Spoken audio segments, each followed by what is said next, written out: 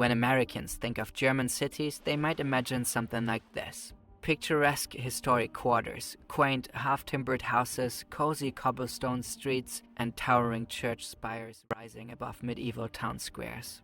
And in some places, that postcard vibe still exists. But today, German cities usually look like this. Ugly doesn't even begin to describe it. These places feel flat-out hostile, uniform, anonymous, and overwhelmingly gray. So, what happened? The short answer is bombs and cars, in that order. The more complex explanation involves an economy left in ruins, a housing crisis of unimaginable scale, competing visions for a better future, and the most quintessentially German concept of all, bureaucracy.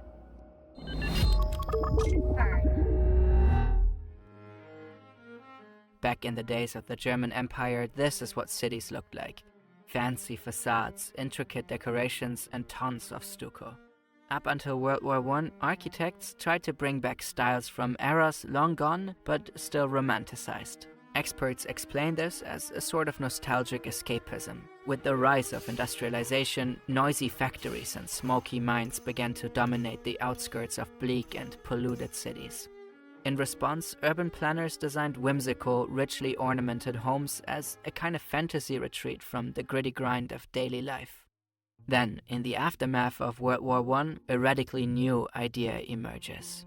In 1919, architect Walter Gropius founds the Bauhaus School in Weimar, an avant-garde university blending crafts and fine arts. A little over 100 years ago, the world's first Bauhaus building is constructed. A prototype for modern living meant to showcase just how innovative and revolutionary Bauhaus ideas could be. The Haus am Horn is something completely new at the time. A minimalist, cube-shaped domestic house with a super functional layout designed for efficiency and convenience. The sample building sparks significant dissent. Some people openly mock it, calling it everything from a Martian house and a polar station to a public restroom. Others celebrate the concept. After all, Bauhaus is about more than just minimalist aesthetics. It's practical. With the deprivations of World War I in mind, Bauhaus embraces new and efficient building methods. The concept goes on to achieve widespread success, gaining international acclaim. Experts say Bauhaus completely shifted the way we think about architecture. It introduced sleek materials like steel and glass, along with smooth and minimalist concrete walls. The Nazis, however, have no love for Bauhaus architecture. Subtle and functional is not exactly Hitler's style. The Führer wants classical pomp and historic grandeur, monumental buildings that scream power and control. So when Hitler takes power in 1933, he dissolves the Bauhaus. Its members scatter across the globe to the US, Switzerland, France, and the UK. Then a few years later, the Nazis invade Poland and France. After World War II, great historic cities like Munich, Hamburg, or Hanover are left in ruins. That leads to an unprecedented housing crisis with millions displaced and homeless. To make matters worse, the population explodes. People are fleeing the devastated territories that Germany lost in the east, heading west.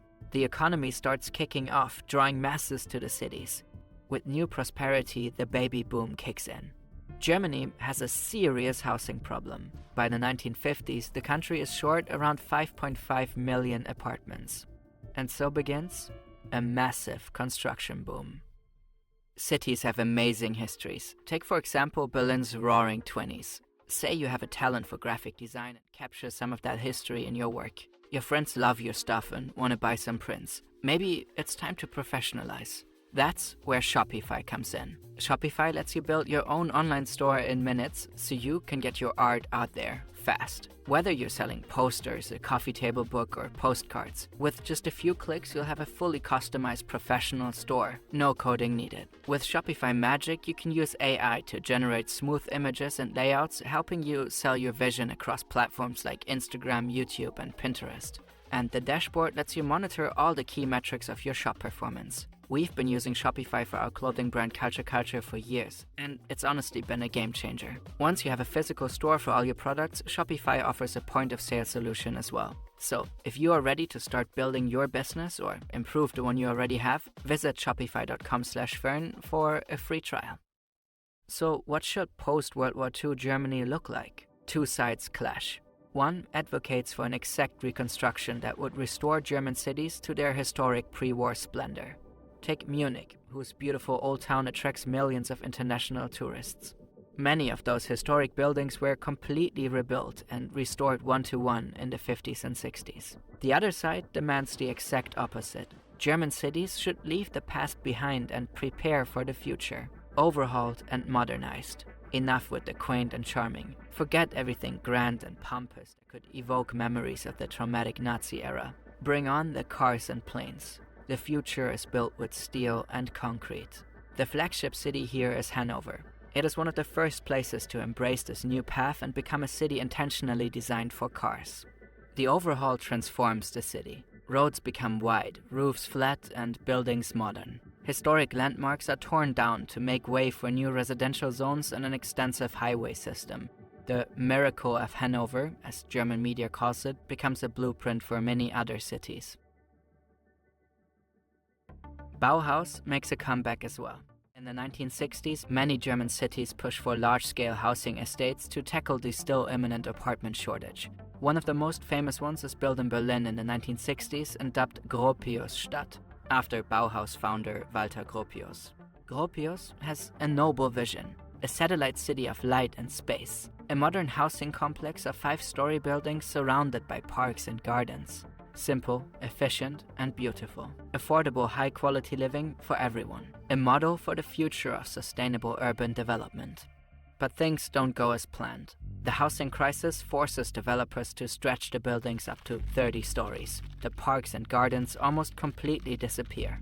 The promise of a better life never materializes. The project primarily attracts tenants from lower economic classes.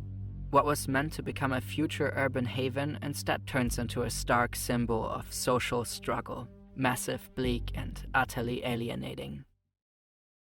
So while some German cities continue to attract tourists with their comforting old world charm, many have turned into The concept of Angstraum describes literally a space of fear, particularly referring to urban infrastructure. If you live in a larger US city, you're probably used to this. You're walking around late at night, maybe close to a train station, and suddenly you have to go down one of those sketchy-looking underpasses. No one is around, just long corridors and shadowy corners you can't quite see past. Something about it just feels off. German cities are filled with these spaces as well. As they were redesigned around the automobile, pedestrians got the short end of the stick. Again, car dependence may sound familiar if you're living in the US. Today, in many German cities, you need to take long underground passages to cross extensive motorways. Streetlights are not helping much either, as they're mainly doing what their name suggests, illuminating roads and highways, leaving pedestrian zones in near darkness. German cities have historically had pretty solid public transportation, and yet cars take up a ridiculous amount of space. In Berlin, 15% of the city's entire surface is exclusively dedicated to car traffic. In 2020, the German capital went for a temporary experiment. It gave one of its most central streets a car-free makeover, with wooden benches, trees, and a dedicated bike lane. The experiment lasted for 3 years, until Berlin elected a new conservative mayor who scrapped the project. In other countries, cities are making bolder moves against car dependence. We live in Amsterdam, and there are not just one but two bigger channels constantly gassing the place up for its infrastructure projects, to the point it's a bit excessive perhaps, don't know. Barcelona is combining regular city blocks into so-called super blocks. They are restricting car access and reclaiming space for public areas, parks, and playgrounds. The idea is inspiring. German cities like Cologne and Berlin itself are considering similar concepts. More light, more greenery, less traffic. Sounds like a pretty simple recipe that could massively benefit German cities. Any city, really.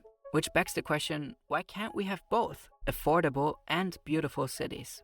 Can't we do modern without creating miserable concrete deserts? In Germany, a key obstacle is excessive, complex bureaucracy. The construction industry faces rampant regulation, fire safety, noise protection, energy efficiency, and a laundry list of other building codes. Every German state has its own laws, covering everything from parking space dimensions to stair width. In total, there are about 3,700 construction norms across the country. Many of them stifle creativity and exacerbate costs that have to be cut somewhere else, which often means that architects and developers need to fall back on drab designs and cheap materials like steel and concrete. Many architects we spoke to are criticizing this vicious cycle. They say it has led to standardized procedures devoid of any real connection to organic urban design and the actual needs of people. The ever-increasing use of glass is another issue. Not only do glass facades look cold and uninviting, they're also terrible for the environment, trapping heat inside and reflecting it back onto the streets. To be fair, beauty is a tricky subject to debate. In this video, we use the word ugly to describe a sense of alienation and an overall inhuman touch. In the 50s and 60s, it was far more important that people had homes, not how they looked. And a lot of grand buildings of old simply didn't exist anymore. Today, modern buildings are generally much more energy efficient, which is crucial in the context of global warming. Aesthetics must be a consideration, but not the only one. However, taking all that into account, in our view, German urban planning could benefit from a significant shift towards greener, more human-centric spaces.